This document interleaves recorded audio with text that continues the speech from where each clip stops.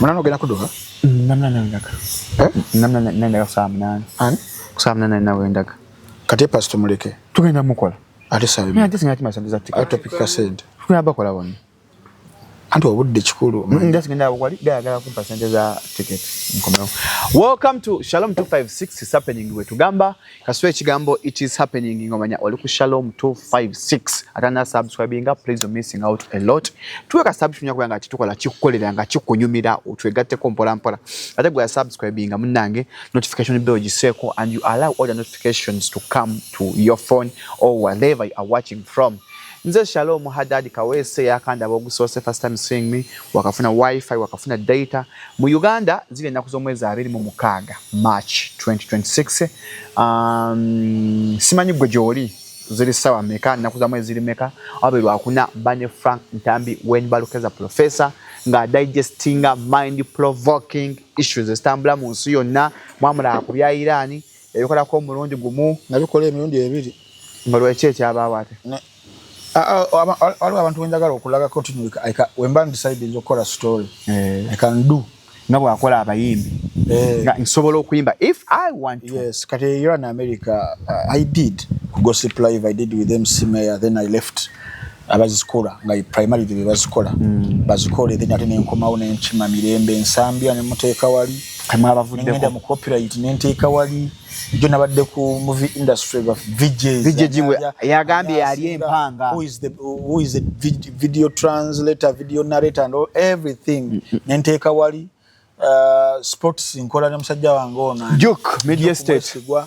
So I don't think Uganda has ever had someone as diverse, as flexible in terms of dissecting issues deeper.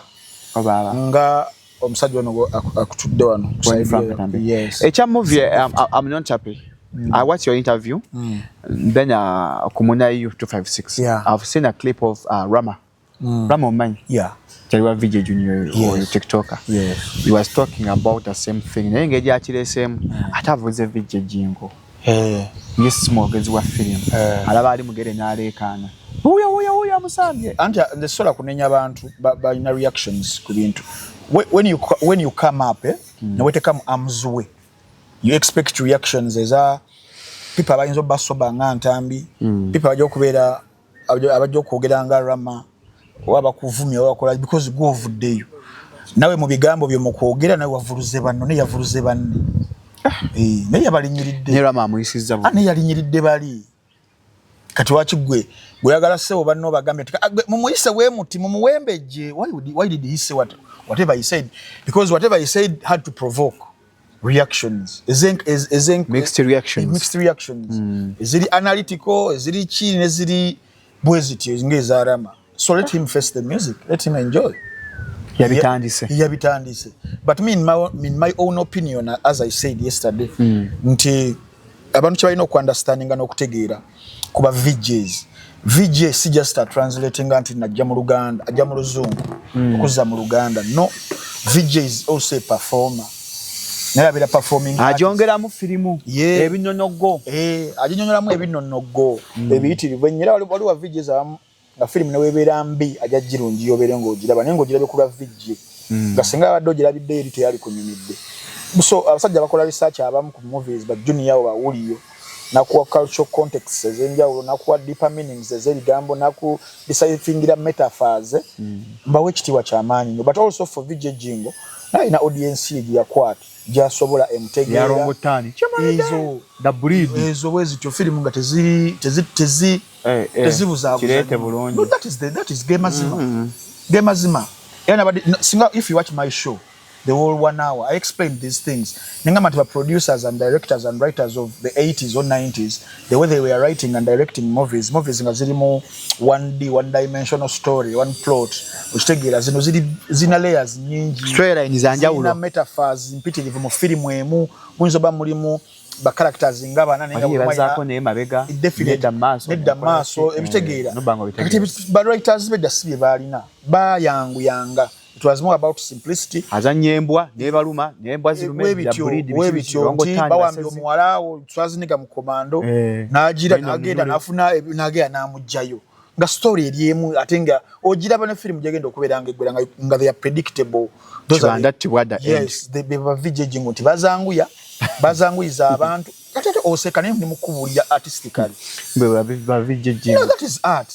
Nti abaluli kati ogenda kusanga ba directors ba writers about 20 years from now ate nga bajja babongeddemu time zinga 4 nga bavijja balibeerawo ebiseera ebyo maybe no balibeera ate bagezi nnyo kubanga balyanga benkana ne bavijja ne ba writers oba directors abebiseera too much. Yes, but at the end of the day nagambye abantu nti kana akatale etulimu nyanja oleta ekidomola osenako n'agenda oleta ekikopo jinga feedinga audience ye bulunyo ne bera satisfied abantu b'okubizinga Kigungu Deep Masaka alinza kubuulira I was in the field with them.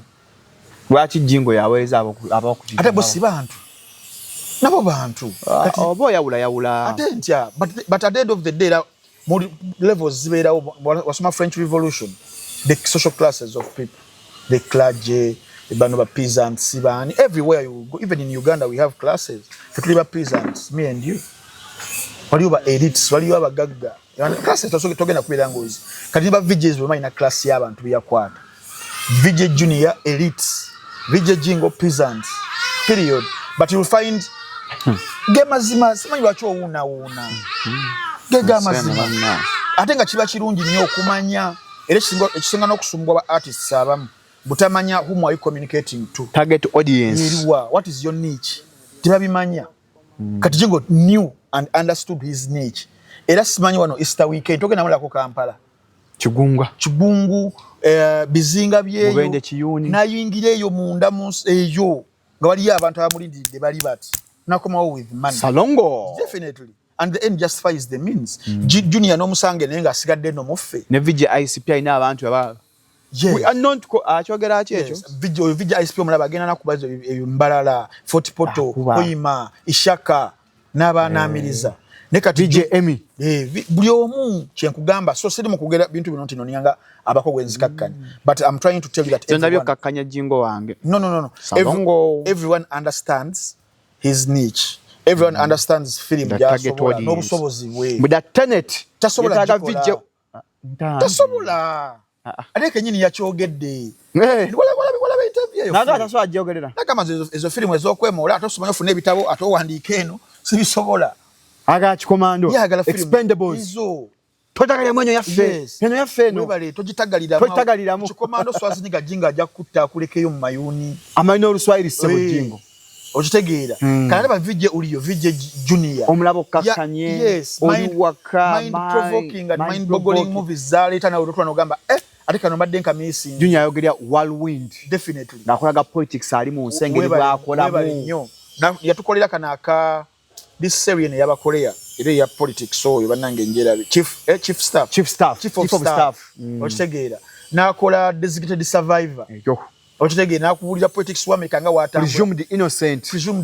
ngozo gamba lawyer defending Jacob oyo VJ Junior omuta yakola Inception Leonardo DiCaprio yali Christopher Nolan I think director no gamba ono VJ Junior abakubanga si ajogere nandigitegedde ntyanze entambi not because ntitambi basimanyi luzungu but film esukka kukumanya oluzungu ekiri direct wali mbaba amakusi muberamu metaphors empitirivu za okitegeera kati those are the video olio kayogera kana akafa akola akantu yes santegedde film bakayita bagiyita batya movie the movie is called what uliyo movie bagiyita batya gwe uli yakunyonyola film nabanga agirimu katwalo ne ya winners ya video olio gyakolera la yanze yankoledde eri gibayita Vanilla Sky ya Tom Cruise okitegeera kakati abo ba VJs uliyo yakola Tenet nagende wa oyani sajja waffe wokuyaya yani Mukolosani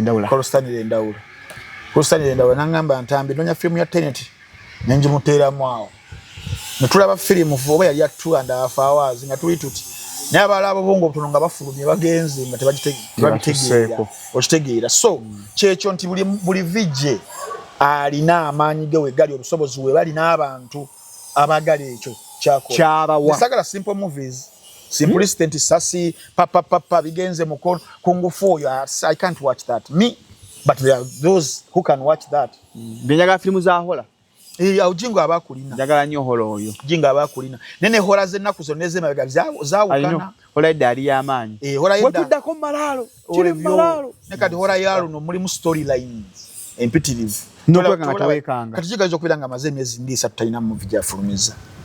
Tebera panna. Tugomera ku munno wakikokka. Ayina skebi video so that kakufulumize. Tayiteri kachoka tasobola kuziwa zisobola bbeera eri yokka. Kati kankulage wano mukama wawe. Kyokka bannange. Ali ze nkubuulira nti yalaba ng'ezifulumita tezijja mu Final Destination nakomye kwesooka. Nga tezijja mu busobozi bwe. Okitegeera muganda wange. Bwango. Kandabe yes bijje Jingo aliwa wano. Let me show you. Nego ina amasa amanene nsomerako. Aliwa Jingo tabanga yajje. Uno omuyitako. Okay. Bavudde kushawuka ndingo yaddako. Temukyakola device bbiri. Temukyakola device bbiri ku munno waki. Lwaki? Ekola ku TV ya mu kisenge yo kemujjulo byagana. There's a problem. Neri yagana. There's a problem with your devices. Me, I have Munno Watch on this phone. I have on this. Kadola nya ku simu. Even if I log in, I'm telling you. I have. Nekupisa kyakola. There's a problem with your account. Because now me, I have this. Mukulu Faizo. I have this. WhatsApp. I have on my smart TVs. Netabikola bikola ku TV ya mu kisenge yokka. Bajja gitunambalabe. Okitegeera. But olaba films za Jingo, Prison of War. Scott Adkins. Ajja kutta Vijay Jingo. Guns Up, John Travolta. Ajja kutta. Okitegeera. Yeah, but jali. Mulungi era zino film yazikola musajja. So mugende ku Munno Watch ku www.munnowatch.com mitwalo 3 gyokka egya Uganda. Olabe ba Vijay's bona gwajja okusalawo ani ali better because it is subjective. What is good for goose is not good for the Uganda for some people mukulaba movie. But nze nganze ba Vijay's wadden kiteka mu conflict of interest. But ba Vijay's benda bali aba. Oliyo ne Vijay Junior. Okay. Ninga balamba respecting for their audiences they are targeting. Okay. Kulikayo ku dinner ya copyright twadde Honorable Mao. Twabaddeyo ku dinner. Era Kazola n'akubuuza ne kasukumuliwa. Badde twambulira musajja oyo. Ntanda. Where is Ntanda? Let that man rest in peace. No, let that man. Omusajja abadde ku dinner ya copyright. Toddamu nti kumumbuuza please. N'abuuza Ntanda. Tombuuza musajja oyo. Tomumbuuza please. Please, let some people rest. Bawumule gye bawumulira. Tosobola kubeera ng'omuntu atambulira ku mannya g'abantu okubeera ng'ayimuka ng'atambuza ebye ng'ayisaawo ebibye. Oba tayogedde kasukushi alingata gwe bagamba nti gundi tegenda kukwata kamera. Okitegeera. So please, I'm here to discuss vital issues. Ate ya Kazola. That is, come on please. You respect your audience. You have a lot of people, the elites, who watch us in Canada, in Korea, in Japan, but me to discuss Kazola twamugamba nti whatever the bitwagenda that was for February. Kale kulikayo ku dinner Honorable Mao. Poza obalabye abantu abagenze nga celebrating copyright nekikuluma yagala badde byo yabyanswa ate kati okugenda okulya empombo n'okulya emichomo n'okunywa busoda bwe bugagga obuli mu copyright. Come on, you're mixing two things. Bagenze ne balya dinner wa mawand, then so what? Celebrating a milestone. Which milestone? Copyright tebaddewo. Ebadde yakati tuna tutuuse president abala ku signinga mulimu ebikyuseemu ekyamaanyi golowooza people butamanya na buteekumira mu kumanya copyright ebaddewo eya 26 ebadde ekola naye waliwo n'abayimbi abamanyi tebaddeewo naye bamulisira bagira mu milioni 3 yawawabira telecom company emu kati ne basanyukidde ki kyekyamaanyi bwe kyewalabyemu ekigenda oleeta obugagga wali ekitabaddeewo. It has never been about the copyright. It has been about the enforcement. They are totally two different things people are mixing here. I think that they are going to implement things this time round. But wakoze ne party wa Honorable Mao. Yes, ne mubiri mkaga twakola party wa omugenzi. Tumwini. Hey. What is it called? Fairway. No more gallery. Hey. Yategeka ka cocktail dinner. So what has changed? It is the same script. President is going to sign. In fact, the parliament is going to pass as it passed in 2006. The president is going to assent onto it. He's going to sign as he has signed or as he has assented to so many laws in Uganda. Uganda yemu ku nsi ezisinga amateeka amayitirivu ennyo agatakola. Ojjukira etteeka ku buveera nga tuvuga emmotoka ku kkubo. Webali. Ojjukira etteeka bagamba nti buli avuga aka speed governor kabeeremu ate emisipi. Ne trash bin mu mmotoka ennaku. Ate bino ebibadde bizze ebya speed. Ate digital number plates. Ate buno obumu obw'okulonda. So Uganda ggwanga lye lisinga okuyisaayisa buli kasasiro. Yeah. Parliament. Because now sometimes we lack better words to replace some words. Because waberera kasasiro twaisira Computer Misuse Act in 2022. We did it ourselves. So what had they passed? Sikasasiro. So the copyright law passed in 2006. The regulations came 4 years later. Nebatuterawo URSB to be the regulator of all the copyright management. Netuterawo CMOs. Netuterawo CMOs neteekayo abantu abali incompetent abatasoma batalina qualification whatsoever. Kuguno omundi kye kigenda okukyuka. Yoyo bagenda mujjayo. Ragadi bagenda mujjayo mu UFM. Ragadi yasoma ki? Kyenkubuuza gwe mukwano gwe. Anti teka liragira mu regulation nti munange copyright CEO. Ragadi kyamwesa kubanga legend. Anti legend si afuga CEO.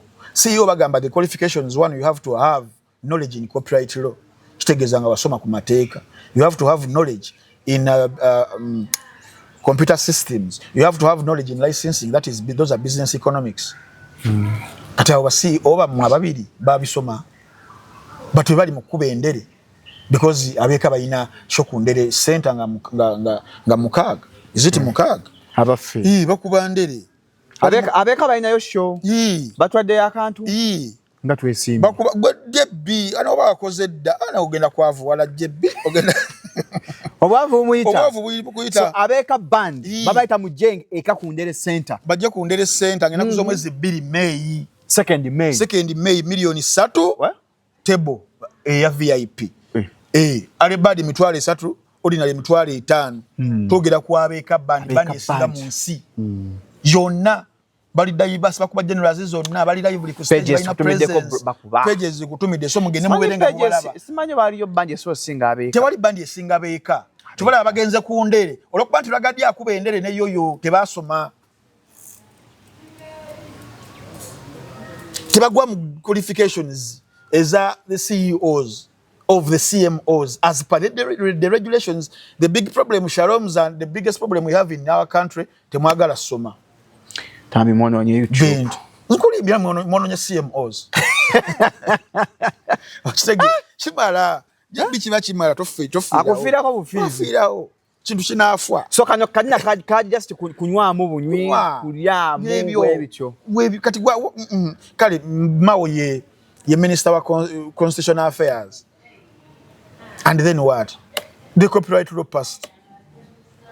Nzijagala kati ombulira obugaga bugenda okuva. Obugaga tebusobola kuva mu industry yagwa. No weteteeka nga ddungi nnyo nga amateeka 10 agaluddewo ebyasa n'ebyasa. Industry kyagwa. Eya Uganda ya music. Yeah. Kutaka kapeke omanyi. Now excuse me. Toyinza gamba industry ya Uganda mbu yagwa. Bafuna kapeke nosa. Live babera ku TikTok live. Bali pressing aba bloggers. Nena otokuba simu nga nkola show nyoko. Vako. Gwe industry yagwa nga amabere gembwa eya Uganda ya music. Kye kitambula kale.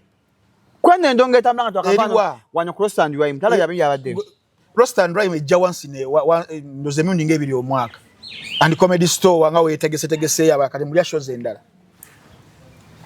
Music taliwo ebivulu tebikyaliwo temukyabookinga bayimbi tubula babeera mu bupate. Ajikapa ine ekivunga 12 mpozi oyo. Namasuba front page. Naye abayimbi bammwe kati tubula abantu babayisa ku pate baddo sete balina byakola. Naye lulingo omuyimbi osobola okumuyita ku bumere. Takabuyita bumere. I'm telling you. Ati luli kati kashara mu industry tujibaddemu nga tukigoberera omuyimbi ngo mbukuki. Ne kati badduka zambwa olwokuba bali yemichomo bali yogonja baludde okulya ku bibumba. Wadantu ebitibwa nabyo wetibwa betting progoma. Bachala babitibwa. Ba Sophie Gombia. neba je mirundi 10 industry yagwa eya music, and I can give you 100 factors. The sogera bwogezi, I tell you things the way they are. Omuyimbi atambula organically, intentionally is one Joshua Baraka. Tosola musanga mu bumere obwo. Taba dewe Joshua Baraka. Tosola musanga mu bumere. Ate King herself. Kugambya abayimbi bagwa. King teyagwa mukwano. King herself teyagwa mukwano. Abayimbi sibe bagwa, industry yagwa. Ebyaddala. Ate nga ba promoter amalonda president baze industry waggulu. Ati big president wa promoter. Neba muobwa ayatola. Ntambi bannange. Neba gamba ntambi big mkwano gwaffe. Niwabeera. Ntambi big mkwano. Niwa big nga. Wamaja ati big congratulations. For what? You're president of promoters. So what chechigata ku industry nga president. Agate ke kaba industry jo gamba mbuya gwagaji. Agenda bategeka ku chi. Ku music chi. Kati gwe mutegesi pro Shalom Easter. Tuine ekivulu. Bayimbi kiboleta. Kapeke. John Black. Bana ekivulu chi ebivulu bikyasala gwe. Ebivulu bikyasala gwe. Ebivulu bikyasala. Oloza nese John Black. Ebivulu bikyakusalira. Ntambi oli mu binnyo. Okyabonye. Mu bivulu sigafuna mu kalungi. Kapeke, John Black, Fix Maker. Oli ekivuki mbande esanyo squad Spice Diana kozi sente ozijja mu bets ezikuluma tebakyayimba naye omuntu yekoledde ka sente ke ebivule ebisembeyo mu December abira byali lugogo ebya floppinga wale ekivule kyali awo nga bataddeko buli cream wa Uganda wali abantu 9 nga bana ba service providers babiri bali ba DJ omunga mechanic mga katona mu ggulu gendo buze kubira Sky Soja bali abantu 9 people ekivulu kya Bitex waliwo ekyemiti kyategeka ekyo nali luzira nenga nakiraba waliwo ekyawuliro ngoma ate naye amukomeza ku Easter oba buli rugomba mu Uganda wa Bitex kati aba promoters b'ebivulu ba Uganda abasinga bali mu koza sente z'abakama baabo abasinga the washing machine they are washing machines era njagala ompeyo ko lunaku lumu nkole show about money laundering in entertainment industry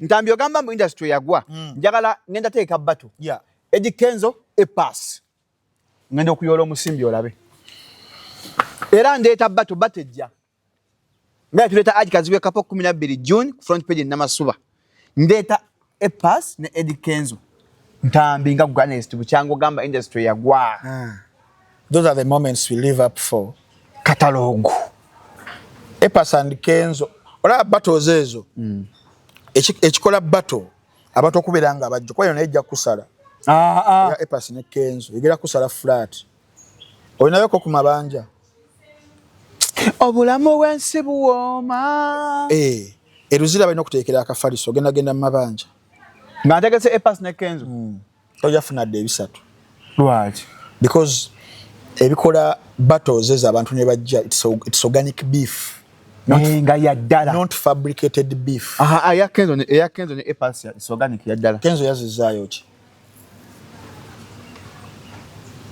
Namgamba kale oli mwanzi mungi oli chikale it takes to tango Kenzo yomu kwaba abayimbi abavudde from scratch n'ayambuka wali waggulu byayisembyo nabyo nabimanyi tayagala at any time yeteeke mu kaseera ng'ajja kwekola sepuku is what okwetta nga Kenzo yettira ki kati tasobola genda what is it called in literature olijukira situation ya Shiba ne Cindy before the battle nga Shiba akyali wa Jeff Chiu the tense Shiba nga kuba nenga Cindy apokinga Shiba for a battle before the 2023 one onenga Jeff ya mugezi akalichulatinga nalabanga market ode Shiba ajirina nga Cindy baji mugoba mu literally nga womuwera battle agenda kukomawo mu competition ya market mumwekamba kati Kenzo ali wano bwati waggulu atyayo situation esobola mu compromising for the lack of a better word chobola bakenzo ne wo musosonkerezo tya unless nga anyizi wale yanyiga okubya bebe cool najja nayogera ngo ulira anyizi but yana abi dropping but atya nnyo genda mu situations za back and forth because beef chekola there are people who are meant for moments. Kadra Epas is meant for those moments. Mugezi music ngovude ku music just nze nkolaga ebikola because ebikola battle same music hype ya towards the battle kati Epas ayina ebigambo is wade ate ngebigambo asobola okujerega mu ngire y'amagezi nakubuzaako obutuuliro is an English version of the puzzle ewebale Epas kayinza okujerega kakwandikira ebigambo gambo webigira tekafaayo kakola zi punchline zaawo okitegeera kati awo nga gwe tolina zi comeback sawo wonna olina kunyiga bunyiza kati gwe nga tolina kulinda paka lutalo paka endongo because webeera nga yo ndongo Kenza ayina endongo man as one of the best performers in East Africa. Kenza ayina endongo Kenza ayina performance mama ku stage ayina hit songs just asigala ngo okitegeera so he's good there. I don't doubt about his music but somebody gambe kya seppuku eno kujyekola oba kwe compromising ye the build up emezi ginena taina bigambo benza kunyumisa beef biza kunyumisa bato okujua amaanyi okujja hypinga aizo kolimira ofenna because mbagenda kubera kusaidia Epas oli obiu nekitegeeza sina ba kusaidia osula ennyimotoka yosula bagaba batya there is a metaphor emotoka yosula mu garage smart emotoka yosula mu garage obatefuuka biki bebamanyi kye baali bategeeza nabo tebansumbu but you're supposed to be loyal to your friends. Kenzo is your hobby but not my friend kuba I'm blocking you see akublocking Kenzo madam adimi but chengeza okugambira nti nze byaddala bagenda kusubaya kusadia Epas mukwano gwange okimanyi okitegeera kati ate mu lutalo ng'olwo tuba tukubira ddala ku nnyama sijja results za piece za senior one math nakyo bw'okikola anti okubuilding hype eya battle enyikire mu bantu kajukira battle simanyi gye wali kyatunda ddagala battle ya Shiba amanyira bumanyizo ono nali kusaidia Cindy nezubeda ngali kuti musindi n'abazubeda byayogera n'engamba nenga lwaki because we were hired to do that Shiba yalina amaanyi nnyo nga tulina okufuna abantu abeera kusaidia Cindy tukube Shiba akakanyamu ko babere ku level yemu ne Cindy twambuke but eventually ataka Shiba ataka kyaliwo ati ngamba wali gwali mulimu nga you have to elevate this part ebirenge yambuka Shiba nga niwo batali amugerede Shiba music yali alina kaseera nga yeyogerera neka yakola seguya kali kamala yes kati ngero tulina okuteekayo ebigambo bingi wakuwolereza not kuwolereza nti see a talented artist but the moment yali waawo Shiba yaji owninga kati nga tulina okudda kusaidia Cindy ab'ebigambo fenna mwami muganga tuwa sente yilo ashimbyogedde oja bisalamu ntobabirekamu nagamba mpikire side ya Cindy eyo elevating ne mugamba hanenga nze ni mugizi wa Shiba nagamba that is now the guest wachiganyo nyumira Shiba ne mukubira ne mugamba Shiba omanyi ono nsasira nagamba Frank I know art I know you era battle we yagwa bweti nenzira yewaka nanyaniriza angamba come back my son Shiba nga yagamba come back my son ngatwenkana ate natenga nsambyo zala Shiba nza muzala muna atenza abakulu nga bombuzi okitegeera kati no battle ya Eddie Kenzo ne Epas Kenzo tasobola kuva mu situation comfortability gyalimu is the president of the UNMF huyo Musa alisa mateeka ga 10 copyright amulesi kati Kenzo bini Musa aina BET award aina Grammy nominations 2 aina minister aina abamukuma huyo my presidential advisor creatives aina mayuma aina kugamba abeera onagamba why would I put myself in this situation of the entambis the bullies abagenda okunkomerera olaba blocking de ku neighboring countries olwali sizo ku battle Allah akbar subhana so tweme kusubira battle tutaina kuba ya Epas ne Kenzo tesobola beerayo okay battle esobola okubeera yate ye ya King Saha ne Kenzo ba battle boy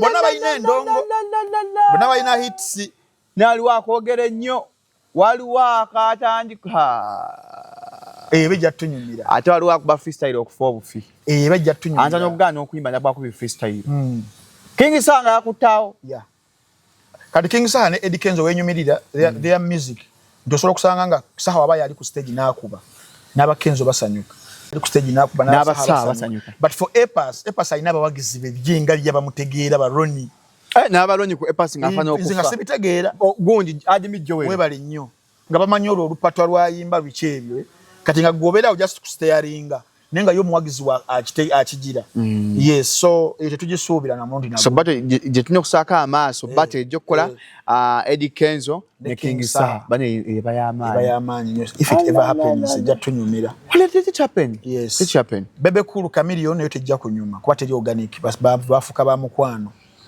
they have never had a battle it was Bobby and Bebe Bobby and Good Life Bebe, something of that kind Good Life and Bebe Chameleon and Bobby teyali as hyped but yali woko but yali as hyped okitegeera teyafuna maanyi kati Bebe Cool ne Chameleon ebera exhibition muwale so battle Chameleon anye ekivulunga December nya I think elugogo ne de bantu aga December wala asobola n'okutuuka mu November n'akijjayo Chameleon ekivulo ekyo kyalina bbeerawo mu May atuuka n'akijjayo n'akikkiriza mu December tujja kutuuka mu November akiteeke ate mu May ya 2027 unless otherwise kale tumwagaliza birungi tulanze sponsor bana wetulaga yes sponsors muno wakinamulanze edda tulina bannaffe aba Job Giant genda ku mukutu gwabwe gwa www.jobgiant.net bonga bagamba nti network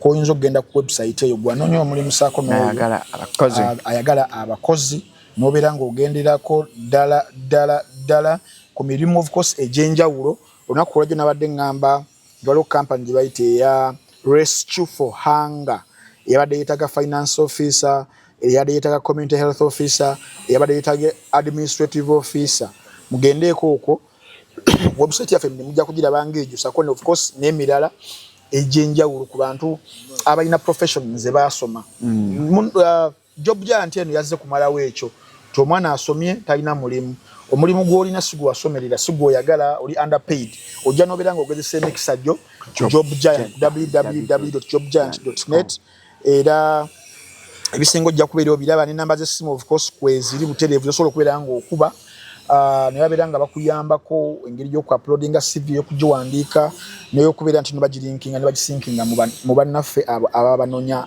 abakozi sako namwe abalina emirimu era mugende eyo enamba ne contacts mujaba mubiraba genda bugenzi ku www.jobgiant.net bannaffe abalala babayita ba Beaver Organic and Natural Health Products Dr. Richard Senjobe yagamba nti ajjanjabisa butonde ku ndwadde zonna ez'enjawulo eziyinza okubeera nga zikulumba gendayo emengo awo olina pressure olina sukaali baamika wake up call gye kali abakyala family planning n'enkozesa zonna gye ziri so buli kalwadde konna kayinza okulumba yagamba nti jangu asooka akuwe consultancy akukeberere natakujjanja batakusupervising paka woowo nate mu nnaku entono naye nga ate togenze mu ddagala ligenda kubeera nga likuwa side effects onaye akozesa butonde bugende yawe emengo kukinja mu kiraba n'abasembereyo ddala of course leba artificial intelligence aba Apple Studio Friday anaji Friday incha wazerira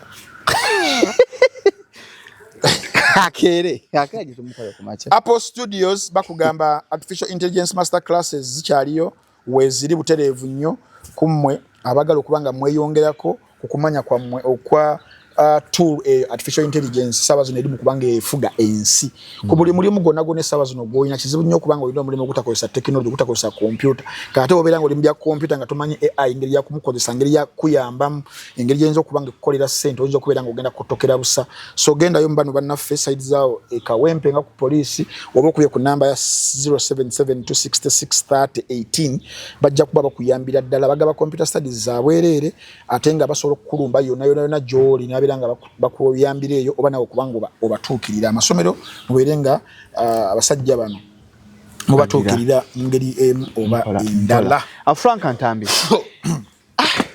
tuli awo munaye mu kooti ng'emisango gya Pastor Kayanja ate gikomyewo bupi naye manyi emisango eyo gyaggwa nga tuli awo n'adde ku Kingdom TV yes nga pastor omu ku Kingdom TV bakoze story yazanyibwako mu kanisa emu ey'omulokole awe bwayise nga bagamba kyonna ko generata temukiwabudde ko kibaika baagiguze bwe bagambye ate musango kyagenda mu maaso nga ntambi lwaki entalo mu balokole ziganya okuggwawo lwaki bapasita beerwanze nga bonna bali mu kibo kya Kristo emisango gino naye manyi jaggwe ejja Pasita Kayanja njagala kubuuza Pasita Kayanja bamulopa misango ki for starters ekisookera ddala entalo zo manyi kibayita olutalo kitegeeza n'oli naye alwana kino si lutalo kuno kulwanisa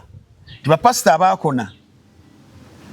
abaakona mu mbuulira bapasita abatakyalina bagoberezi nga essaawa zino amasinzizo gaabwe byafuuka bifulukwa by'ababbi Den of thieves waliwo gyatera okulaba awo eri awo nga mpita ku northern ngenda ebwayisaawo waliwo kyaki eri awo yafuuka mpuku yavaawo so eno gye baamenya eno waliwo kyaki awo gyebyawo yavaawo kyaki eri ludda wakati wala yavaawo baagimenya eya petu baagimenya eyo wala nga oli wanga ku grandi batakyola grandi waliwo kyaki yalingaawo baagimenya weri ate no gye baamenya weri kyaki ya bulijjo ekyaliwo weri just temuli bantu katugulabanga gye baamenya omusajja oyo yavuma pasita yegane mwewuunya kyafuuka kifulukwa ky'ababbi kyafuuka kifulukwa kya misota kutambuliramu kati kyovula balina obusungu ku Pasita Kayanja nti abagoberezi badduka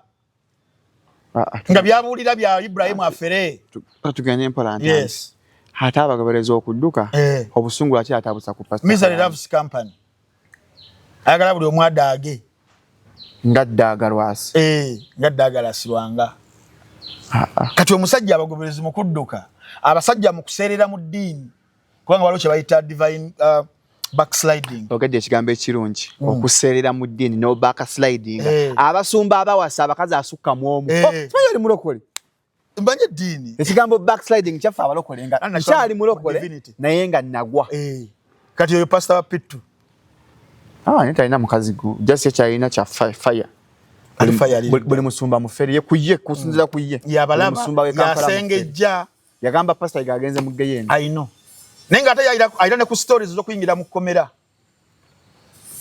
njukira side mira moti gwe bazanye nga bali kunyonyi nakwata ku bed ebitabibuulira abantu abali amuwaira baba nogenda mu komera kumanyi bayita okuyina mu komera musiza abazungu nti they have to prove beyond reasonable doubt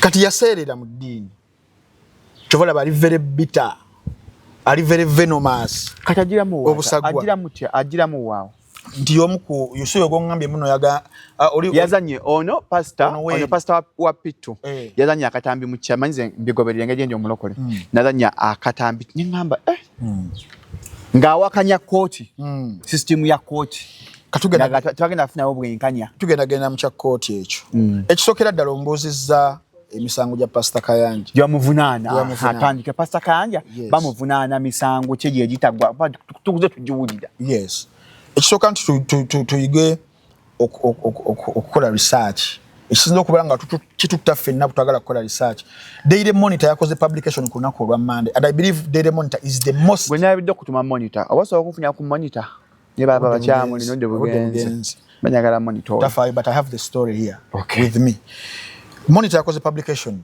and we believe Monitor is the most truth every day is the most credible publication we have in Uganda yakavalinze story and nagipikinza ku Daily Monitor okitegeera nze ni musajja mu Katoliki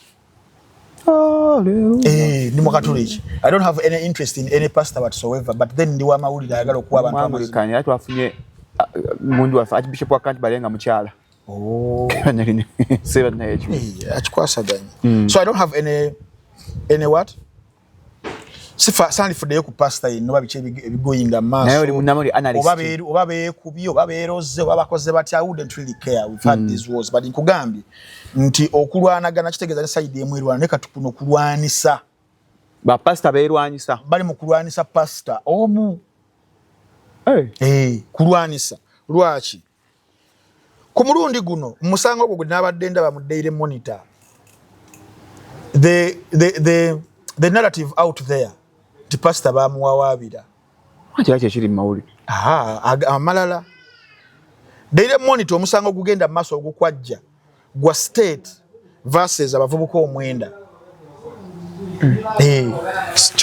Pastor Kayanja jagala ntinyonyolera abantu atategedde ntambi kyagambye Pastor Kayanja sugwe baloopa in fact in any case Pastor Kayanja ye yaloopa definitely alinga witness naye mu criminal tekibeera nti Pastor Kayanja versus state versus yes jebbe kati misango gye twalimu bagamba Uganda versus Frank Antami Uganda najikola kinze gye njagala bweti nenga bimateka wekitowe kiri etegeeza Pastor Kayanja sugwe baloopa kati bali bakitwistinga Kayanja ali mu court Kayanja awere nimba n'emisango no it is abaana abo omwenda abavubuka abo omwenda mu lukujjukujju abali bagala sente empitirivu ennyo abateka pastor kuninga otazituwa tuwena kuonoona erinnya lyo abamudyeka omanyi Shalom wayogerera ekintu luli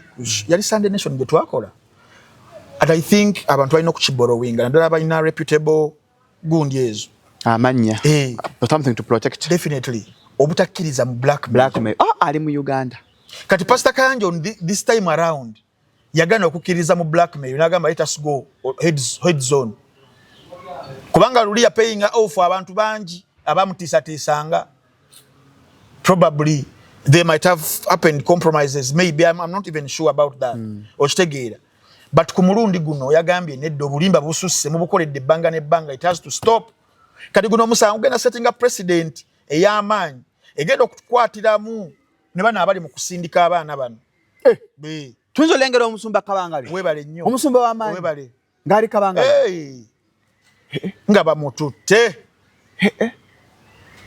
okitegeera roda alina emisango abakozi bamubanja omusumba omu tosasula abakozi bamaze emyaka 8 tebasasulwa naye ate alina obudde obuvujjirira malis like is it because of the numbers dazagenda ne kale obusende bwe yali ya saving ne pension bona agala bomalira pension atali mukozi wa government nga waawa abasumba abagezigezi abo kati waawano background y'ebintu bino olwaki abaana bano bali mu court abo bali mu court bali mu komera abamu bali mu komera abamu bali baba wa bail bali bweru okitegeera bibino nti Pastor Kayanja ebbanga libbanga lyetumulabidde nze badde nga mugoberera wadde mbadde sisabirayo pasiri mulokole naye mbadde nga mugoberera because awirubaga waali ffe tuli just nnya na mpindi awo mu Ndeeba era nze bapasita abamu be nagobereranga ennyo wadde saasabirayo naye nga ngoberera Pastor Kayanja ne Pastor Serwadda Serwadda wa Victoria eri mu Ndeeba Kayanja eri Lubaga awo of course kyalo kimu bibiri okuva ku Ndeeba we watyo so nabagobereranga era ndoza enjiriyo bakyalika 1991 around there biwempe bijukire biwempe awo sabirako mukwano era sibijjukira tolaba ku kiwempe sebo Pentecostal churches zizenga zivolvinga zatangiranga mu biwempe nga basa church sabi wempe but around 2005 I think Miracle Center yo wezimbi wa gurwawo 2004 ngajewe kiwempe nga bagazi ndabange empya nga bagazi ya 2004 those are how many years those are 21 so ebegendereddera nizo girabange empya so ina glass za bulu bagizimba n'omutima gumu sibino kusonza abantu sente n'ozirya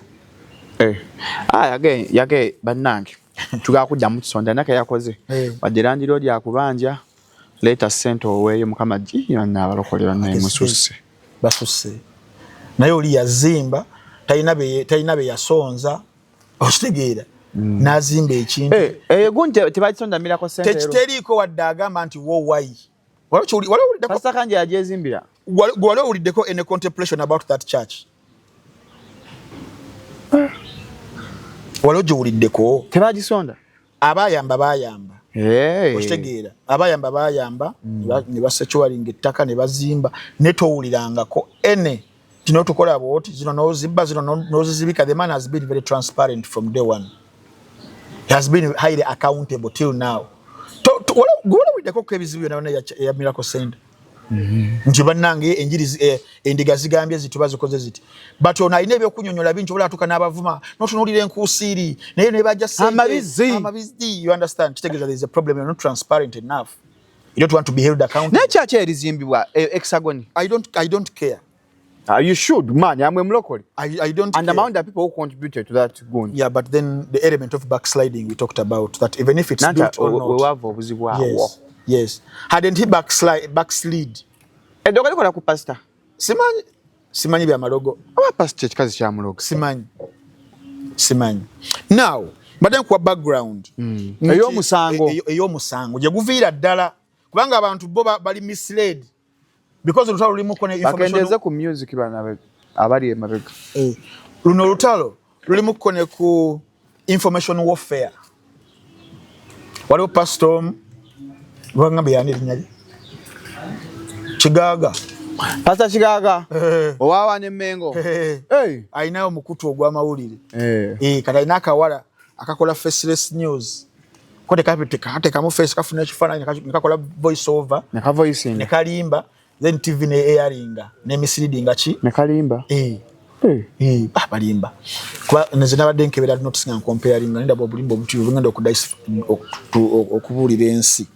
Kati bali mu kulimba nsi. Naye ojjukira ze bayitanga 77 days of glory. Baserebu gye mwalokokera abasinga. Nali sinnafuuka anything. Baserebu abasinga mwalokokera awo. 77 dogs. 77 days of glory. 77 days of glory ayina ebibala biyitirivu nnyo. Fruits ebibala ennyo. Era ndowooza ne initiative ya Girl Power omukyala Jessica Kayanja nga naye agikwasaganya eno okubeera ng'ayamba abaana ab'obuwala be bafunanga, because bafunanga abaana bangi abatalina mwasiriza, abaana abasinga bavudde ku street nga bajja ne bateeka mu programu za rehabilitation, ne baba rehabilitatinze bulungi nnyo bateredde oba bagenda baterera mpola mpola, of course in phases, ne batandika okubeera nga babateeka mu initiative programs ez'enjawulo. Kati wano mu Girl Power mwalimu okubaskiringa okuba nga balina kibeesobola okuba nga beeyiiyiza babire nga batandikawo webale nnyo. Era abazimba abakola amasalons nga bamaze okuba nga bayiga enviiri, bekare, lotions n'ebirala biyitirivu kutunga tailoring naki. Girl Power nga kyekola ekyo. Ng'ekikola bulungi nnyo togenda ku bibala 77 days of glory erireeta abaana bano abaana ne beefuula. Nkuwa background okulaga nti no Shalom mmwe abakyayambayamba abantu. Gwe naawe nkulaba okuwombooza ojja funa obuzibu nga pastor bwaliko okomboza omwana ayite emyaka enaga wabere wakulwana ayite mu mwana olwo mpangu de wanakawa MP nakawa West kubanjija ofuna kulwana wano because wamusinga views mwana ke yansulike nene atokaze sako okitegeera kati lakwati bana abantu ba Mukama Katonda nga pastor Kanja ba Jessica bemitima gyabwe tegibanga jaffe nzo omutima gwange munange gukoowa ne bali abantu mpira mitima baba mitima gyakaluba baba backstabbing emirundi n'embiridi ba Jessica abo ba pastor Kayanja ne basigala bakyayamba nzawomba nalekera ddaawo basisobola Shalom namba banange sinze Batman agenda okusavinga Gotham basijja kikola. So abavubuka bano ne bajjira mu initiative eyo, I think yali around 2017 wewatu abavubuka bajja ku church webajja nga tebalina wadde mwasirizi wadde bavudde ku street tambya kwa ku story enda nadde ku X nunda akavidya akakadde aka mchani number 0 sio so geograph. This is another story. Yes. Okay. Yeah. So 2017 abavubuka bano bajja webajja nga balina okubeera of course rehabilitated them bavaawa bava ku streets bali babudunyugunya webatu bakolera ku street abaana ba street nga bamanyi baana beeripanda okwebezaawo bava mu dipo okwebezaawo they had to do what we call survival bali emmere y'obwerere mu 77 dogs kati ne bajja yabaaniriza because church tegoba obozi ofaanana otya obozi ofaanana nga Jebbi obozi ofaanana nga ani bo bakuyita Jebbi alabika obi ngamba obozi ofaanana bulungi nga Jebbi obozi ofaanana bubi nga Shalom bagamba jangu Yesu akwagala come our son come era pastor nakuteka kuwambaatira nakuteka mu kifuba okay okitegeera kakati abaana bano we bajja abo mwenda nenga bali banji but bali mu bana abachi omwenda because bobi bafuka empulungusi twase kulanga ebinyeebwa nenga ebigana okugonda jajjanga omutwali yanagirabwa naga mulimu empulungusi da mose kule kulanga tusekuza kinu nenga kiwome ekyo kinyeebwa bino byalagawa bwalinga bwavu bino bya MC nebe konna kiwoma kakati waliwo program gye bayita catch up program simaba waliwo gye wuliddeko ya NBS NBS bana catch up temwagirako yabashi simanya bwekyaliko yalinga buli Friday catch up ekyaliko takyakachenga wadde anything angentambi nekateni bese kachingaki pozi gokolayo ati kati lwaki weewuunyawuunya bagenda kukola kyadde bakuwa omusaala so catch up program ya Bilako Center Cathedral yayambanga okubeera nti wobeera nga wajja mu programs mu initiatives ezo nga bamanya nti waliwo okoma mu pitch P2 mulimu abana bakoma mu P2 P4 bulamu ne Buganda ne bagenda ku street P7 abamu S2 n'abatasomerako ddala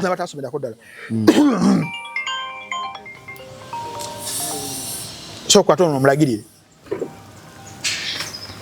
mukwatire eri so catch up program bali mukwata omusajja muli mu kuseka catch up program eyo nga yayambako okubeera nti nno obeera nga olinawo wakoma nga bakuyambako kwelevate nga ku speed mu byokusoma catch up yes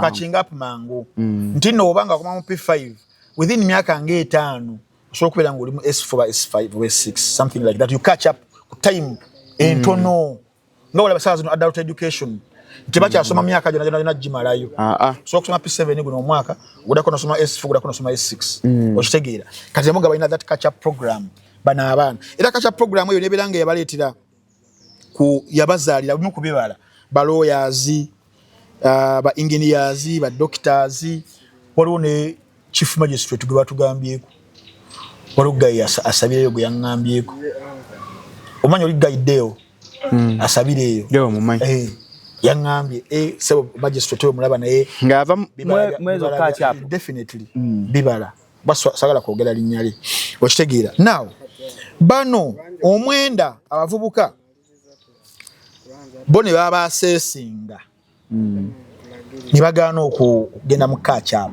nga bagamba bijja tusumbuwa baba assessinga waliwo mwami bamuyita Fred Kisitu is an educationist yayamba okubanga assessinga abaana abo n'amanya n'alondamu n'akola kinaabalabana kati bano bo bagamba tuyinza obutasobola program eyo ffe tubyagala twagala by'amaanyi omwana ku switch omuzza mu class omanyi kitegeeza omwana wadde yeeribira akuba amafuta ge kati mulimu abamu aluma akakoola mulimu abamu abakkirizanga bo ne baddayo ne basoma mulimu abamu abaagaananga but nga ne wabaagaanyi gwe nga church ate okubozzayo ku street oba okumugoba nti kati tomuyambye okitegeera now Miracle Center bayina church bayina farm eri ekiryandongo Kyandongo kiri mu Bunyoro yes waliwo ekyalo bakiyita Kiryampungula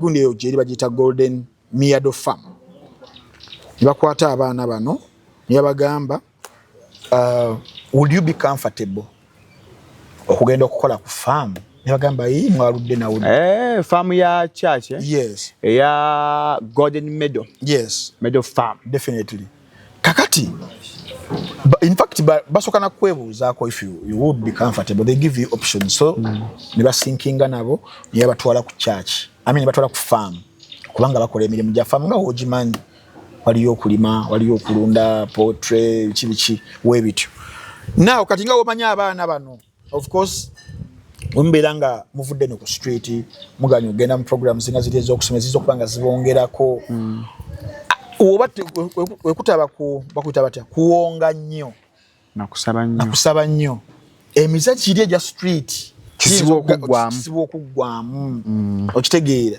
kakati nga batandise emirimu egyo mpolampola bano tebamanyi babatwala nti abaana bayinza oba okukyuka wakati awo nga wayise emyezi nga 7 pastor oli gwe nkugambye eyakamiza Wapitu. Okay. Senyomo Wapitu. Omugezigezi owa fire fire. Kale omugezigezi oyo yategekanga initiative gyayitanga pastors meeting. Jawulira ko golude mbulokole. Ebyo singo ino bango conference. Kakati nga conference eyo agitambuza. Bitundu ebyenjawulo. Nga mu kugitambuza era mugezigezi. Anonya kichenyizo okukolera sajja wabuvuyo nnyo kuva. Nasuula muko. Kakati mu kaseera ako n'agenda mu kyalo kye bayita Kigumba. Kigumba kiriyo Masindi. Nayo kiriraanye Kiryampungu. Kati wagenda n'asimba ya makanda kweno initiative.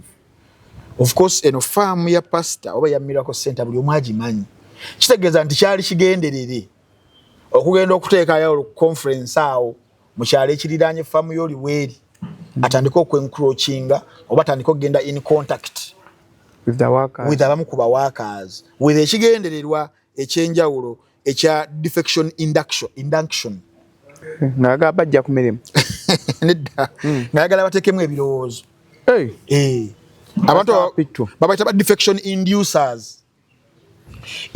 Defection inducer asobola okuyingiza obuyeekera. Defection inducer naga irungi buli mbuyeekera. Ng'omugezigezi asobola okuyingiza mu butujju.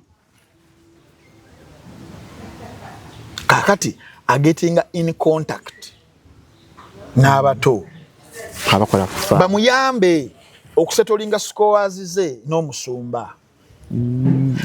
Agaba mukettere nga wabaddenga si kumuketera kyokka abasuubiza ebyeggulu n'ebyokunsi omusumba wa Pitu abaka script ajja ne script tugunda abana avudde ku street webale nnyo ajja ne script era script eyo abantu we batabagezigezi bagita strategic defection induction.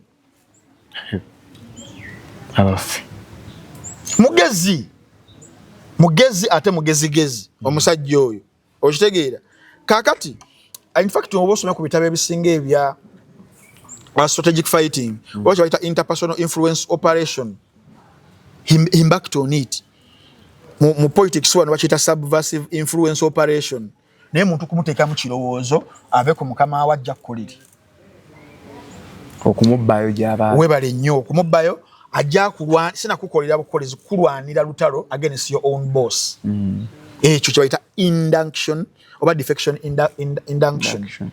Now omusajja oyo asuubiza abavubuka bano ngenda kubawa better rewards ngenda bali wadi nga mu kyemutalabanga kola atandise okukuba ekipindi. Pastor Senyomo mufuna sente mmeka?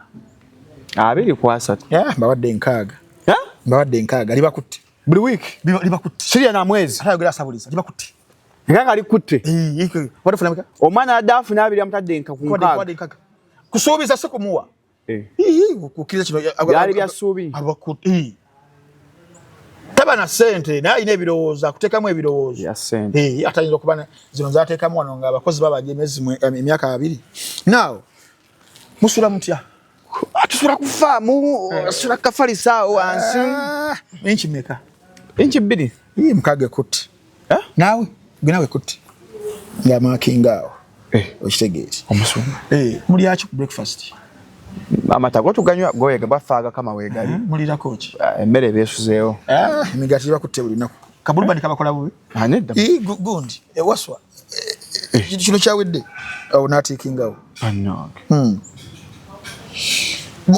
baba recognizinga wajja wano abarecognizinga nnyo n'abasuusuuta muko abakozi tuli bangi kati kizibu ffe tulaba n'abayagala betwasangawo tabagala mugenda kulaba kibaita okubaagala mwe mumanyi natiikingawo nabatiikingawo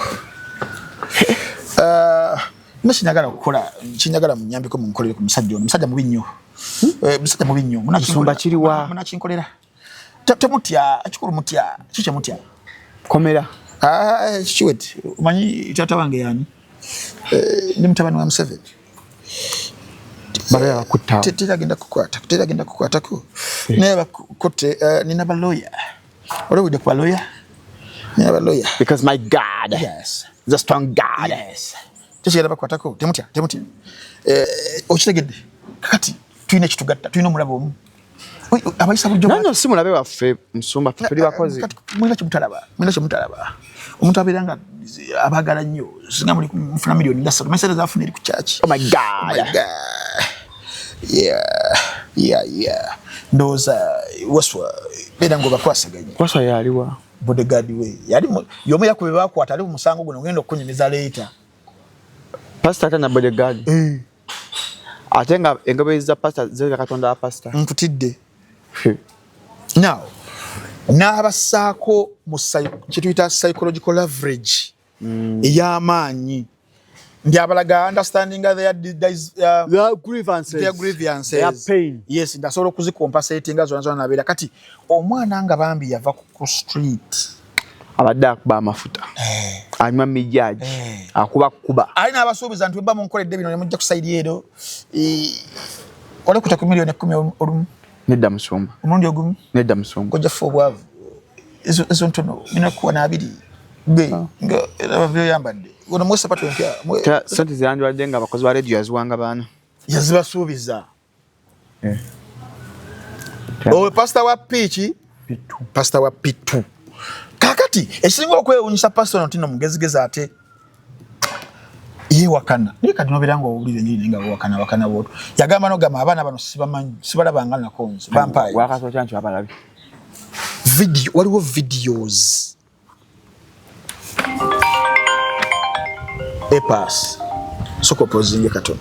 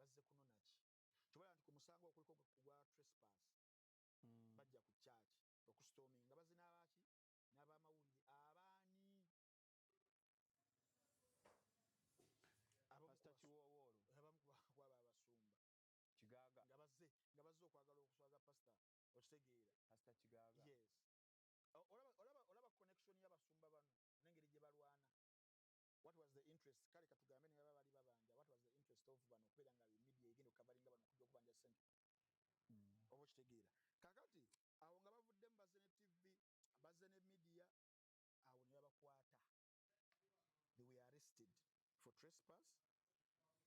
Breaking through the entrance nga babaganye ne bayisawo kibuli ne bakwatibwa.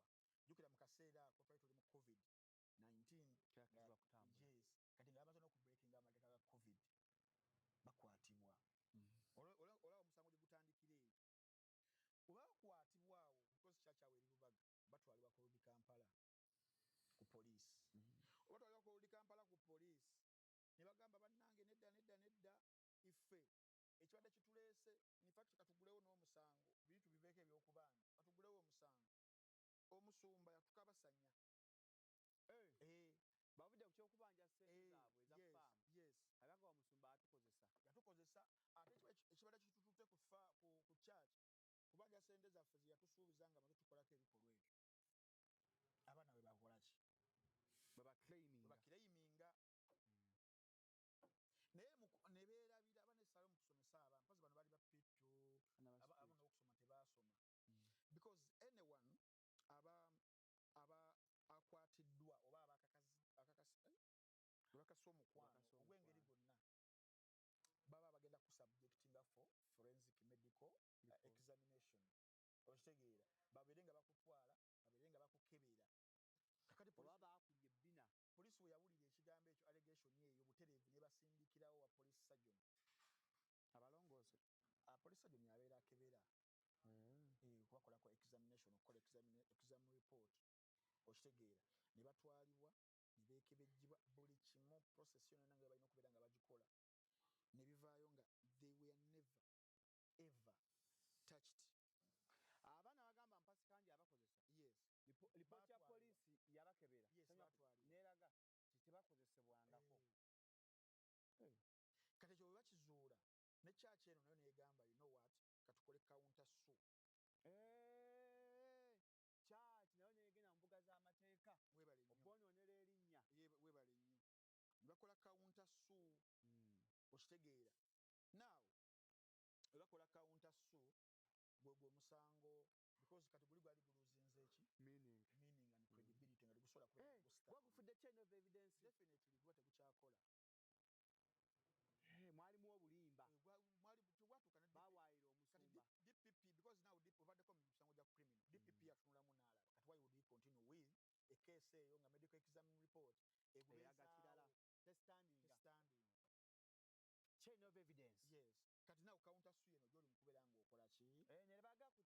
ne baga ku TV bino yapa yeeyo kirano bano pastor yalimu nga witness kati bapasita be baaloopa definitely so tebaloopa pasita Kayanja definitely ekyo nsoza kiwulira leero yes mbadde sikimanyi yes bali abaana abazijja ekintu kiri we kyagaana ekyokwagala okubanjiriza ssente ku premise nabaga pasita atukozesa omugezigezi n'abakubira essimu kati awo mukyusa olutambi sennyomo wapittu mugamba badde abakozesa abaana ne bagamba kyotugamba nga kinene agaana bagamba kinabagamba naba lawyer oh my god kati abatasobola ssente zabasuubiza ne ssente ze yabasuubiza zonna ebirungi bye yabasuubiza tiyabawakwadde n'ekimu abaana batandika okubeera nga babuuka ne bamukubiranga takyakwata atiise ennamba babbize weebale nnyo nga balinga saponsa wange omu oli Tanzania siriiwo kati abamu ku baana abamu ne bagenda okukiddukamu awo amangu naye already kati bano nga bataddeyo counter sue of defamation and trespass to church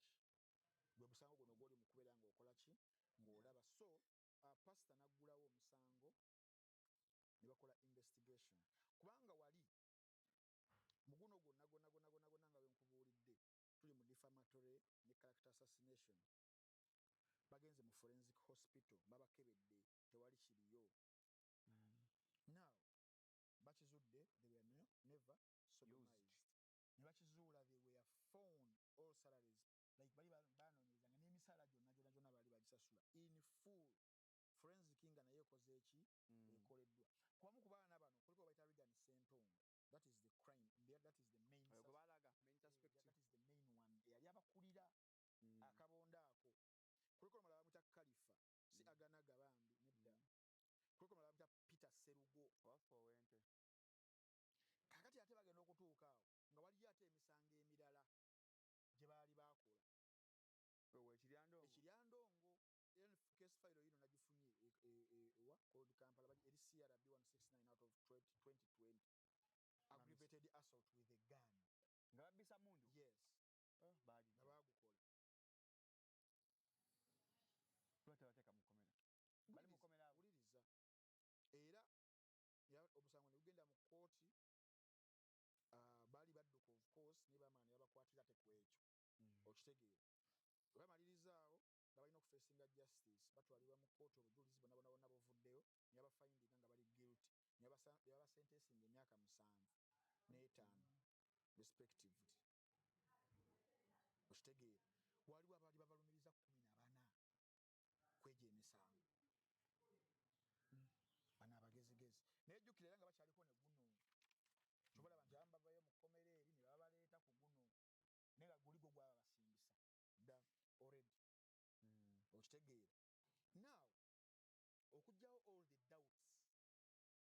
Okubuusabuusa kwonna okujjawo. Eza allegations z'abaana. Not clearinga image, not clearinga buli kimu.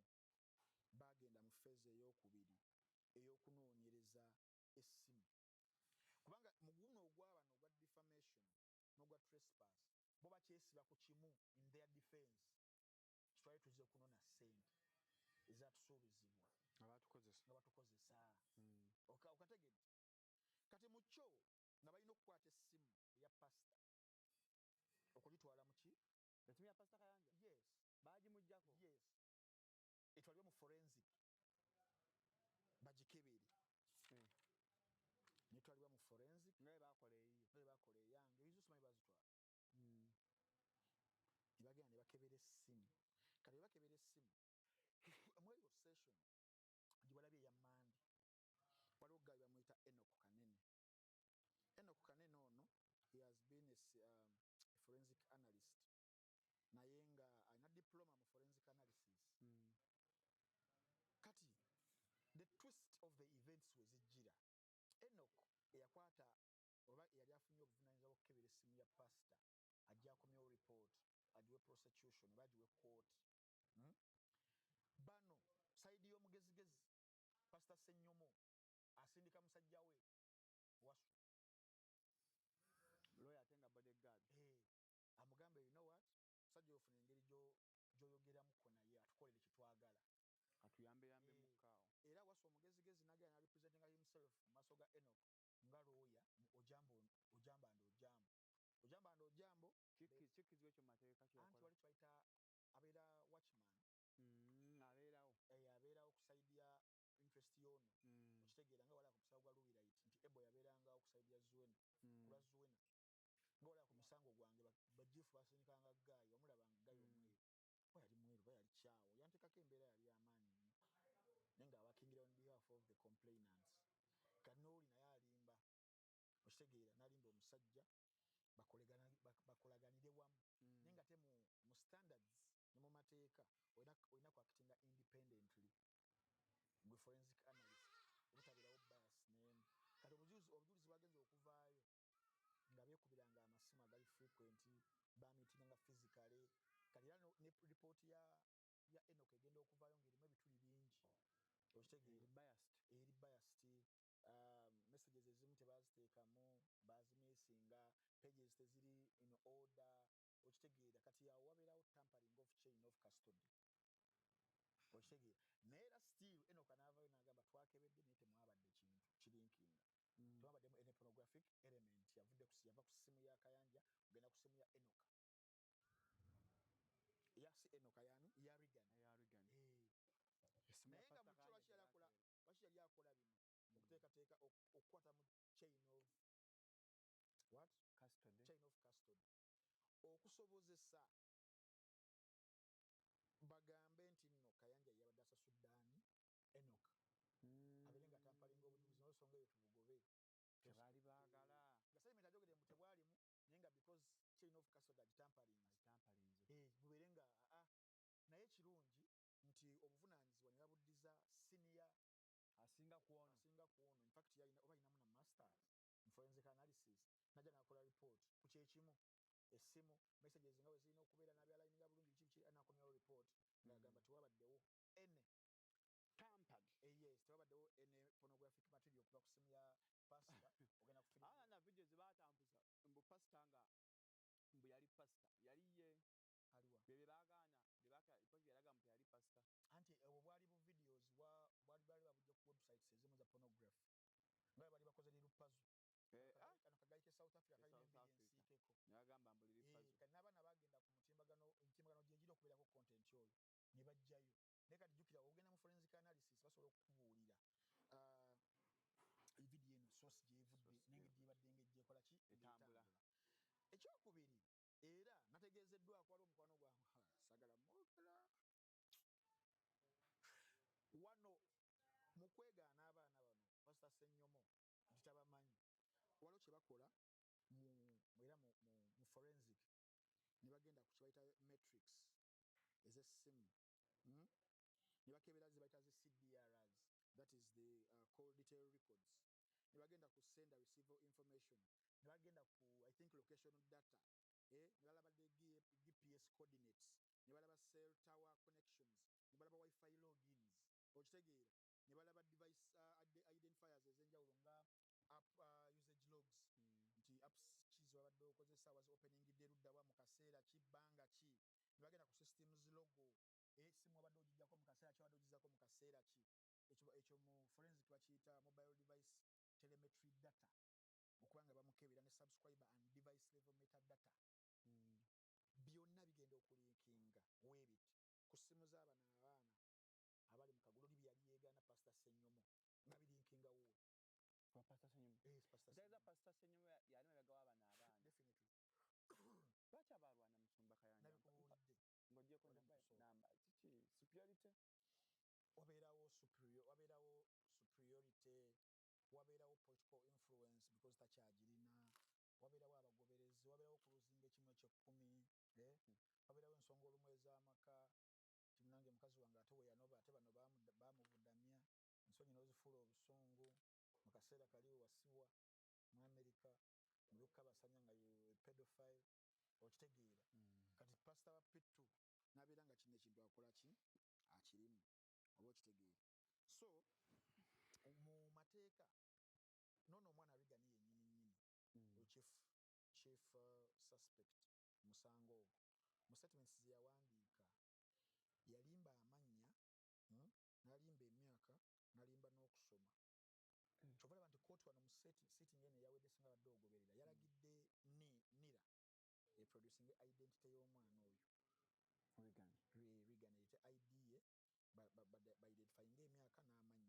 oyo Reagan eyite ID ye baidentifyinga emyaka n'amannya neragira UNEB eyite paslip yasoma ye ate nga yasoma ku street teyasomako wadde awo wona yalimba then neragira ne Uganda Prisons Services erite records oba tasibwangako ninga ate yali asibiddwa emirundi ekikola egiwerako naye nga mu statements wano mu kuwandiika erikolodi Kampala yalimba yateekamu ebiki ebifu kati mu mateeka wakyo tuyita falsus in uno falsus in omnibus nakuyigiriza luli wakiyigamu ki falsus in uno falsus in omnibus it is a false in one thing false in another manya lutini manya lulatini obulimba mu kintu ekimu kitegeeza wonna mulimba obulimba mu kimu wona obeera muki obeera mulimba obulimba Pastor Ssenyomo nti abaana tabamanyi nekizuuka wano mu matrix zino ez'okusimu ng'abayogera nabo obeera mulimba wonna awasigadde okitegeera naatuusa amangu ago owaayo nkyakola banna Lishi Resort Hotel nitaka kugonde ku ngato zange sigezinze mu motoka bamwemenya stocks okategedde muganda wange nti obulimba mu kimu kitegeeza obulimba wonna falsus in uno falsus in omnibus kati kooti yagenza okuzuula ng'obulimba mu bana abaami bonna abali wano obuyitirivu okkonjera buyitirivu enge malice blackmail effubitizi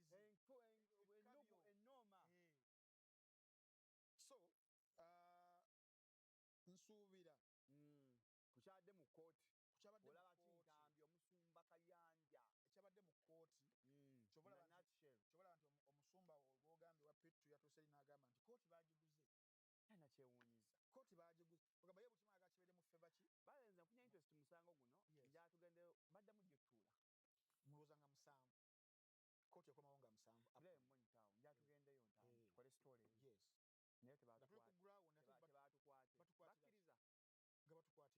nga batukwatira ki bane muteeke mu ssente bannayuganda banyayakola stories njala kooti eddaka ya pasita Kayanja tugendeyo ntambi tukwate sheeyo tukolere awo wennyini tewali buzibu naye saagala batusibe ate batusibira ki nze kali bino ebyo mbijje mu Daily Monitor ate nesoga Daily Monitor togyesiba ekinnewunyisiza mu musango guno ekinzibudde amaaso bujjo nammwe kyemmanyi kyemutamanyi pasita Kayanja si gwe baaloopa pasita Kayanja yaloopa ekyewuunyisa naye kye mbali situlya because abantu bano balina amawulire kati bali bagakozesa okubeera nga bakola ki narrative ebeera ku side kino pasita kamusawo gumaze ebbanga kyogwo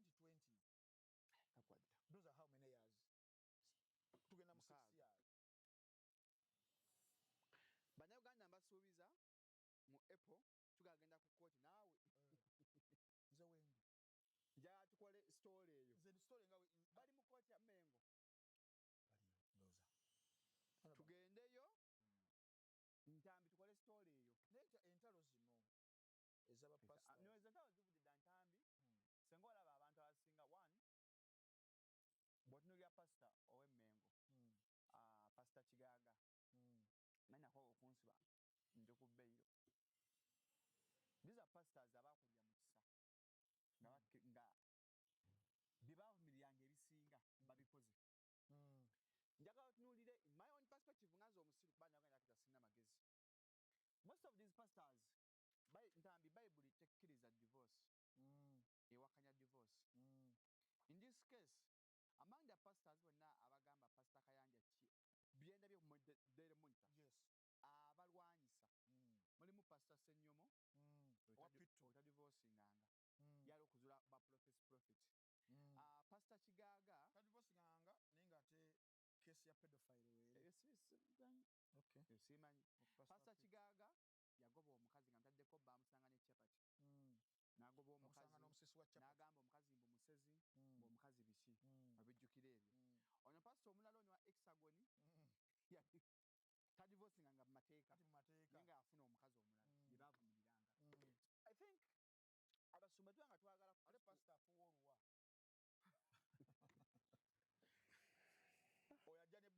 oyo ajja ne bandiwagoni owakawalaata namulaye ku exawo ng'azuukuse namututte emisinde yadde alimba abantu ekkanisa bajjawo ne makerera awo yawalampa nawangu nagaa nawange gwe kale naawe olimala male maliiza abafirina entalo esinga za superiority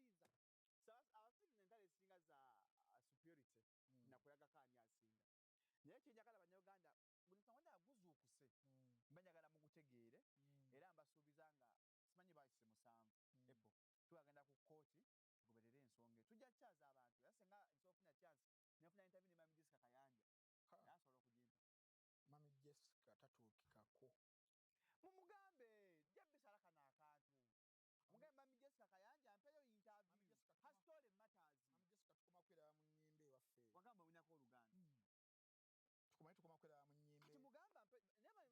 n'amatwanja tukubye jebbi oba pastor Kayanja atuweyo akantu bannayuganda munyegajja kutaye pastor Kayanja ne Mami Jessica Kayanja batuweka interview batuukikako nanti balaba bino balaba YouTube balaba TikTok Debbie Kasali antu ajja bataginga balina obudde bwa social media njagala pastor Kayanja ampeyo interview mubuuze okay what really happened alina budde bwa social media tajja bbira kale Mami Jessica Kayanja ampeyo interview tulina kuyita mu alina mutabani we gwaita Arthur bwenfaanana mubeere bulungi mweraba twogera nsonga z'amakulu agamu tubyakisirusiru